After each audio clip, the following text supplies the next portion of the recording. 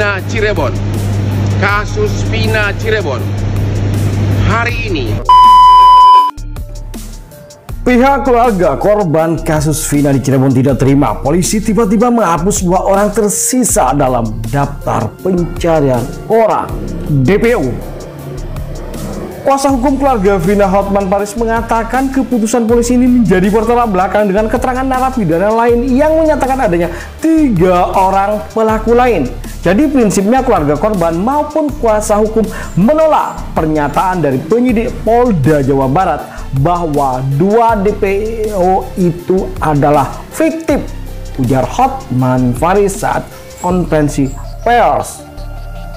Terlalu cepat untuk mengatakan itu. Kalau dikatakan belum tertangkap itu masih bisa dimaklumi, tapi kalau fiktif itu terlalu cepat, lanjutnya. Hotman Paris pun mempertanyakan keabsahan putusan pengadilan terhadap para terdakwa pelaku kasus Vina yang telah diadili sebelumnya. Lebih lanjut mengenai Peggy Setiawan, Hotman Paris juga berharap pihak kepolisian bisa transparan dalam mengungkap identitasnya. Peggy ini ditetapkan sebagai tersangka. DPO sudah DBAP sudah DBAP dari 6 orang terpidana. 5 menyatakan bukan Peggy, hanya 1 yang menyatakan Peggy, tutur Hotman.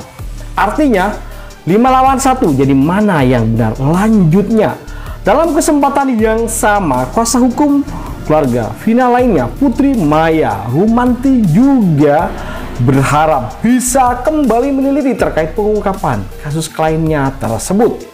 Jangan terlalu tergesa-gesa menetapkan apa yang seharusnya diperiksa terlebih dahulu, karena ini kan sudah 8 tahun tidak pernah diproses, ucap Putri. Dalam waktu yang singkat sudah bisa menetapkan 1 tersangka, lalu menetapkan 2 lagi, tidak ada lanjutnya. Kami sangat berharap untuk tetap diselidiki lagi apa benar atau tidak pelakunya, apa ada atau tidak, jadi kita tidak bertanya-tanya, tandasnya.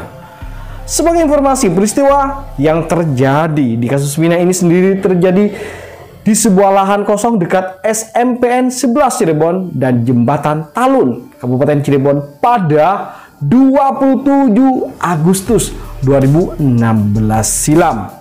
Awalnya kasus ini dinyatakan sebagai kecelakaan.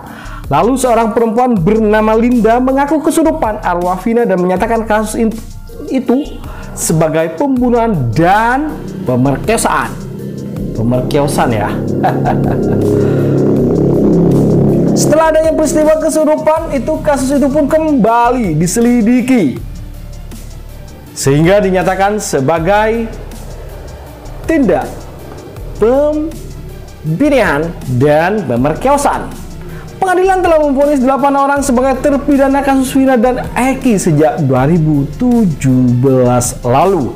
8 terpidana itu disebut turut serta dalam kasus peniadaan Vina dan Eki saat peristiwa itu terjadi 27 Agustus 2016 silam.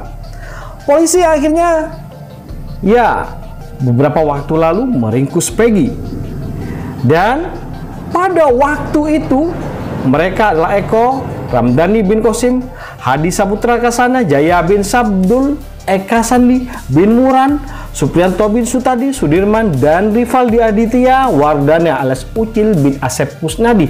Sementara 1 pelaku lainnya sudah bebas atas nama Saka Tatal karena masih di bawah umur kala peristiwa itu terjadi atau hanya divonis hukuman 8 tahun penjara.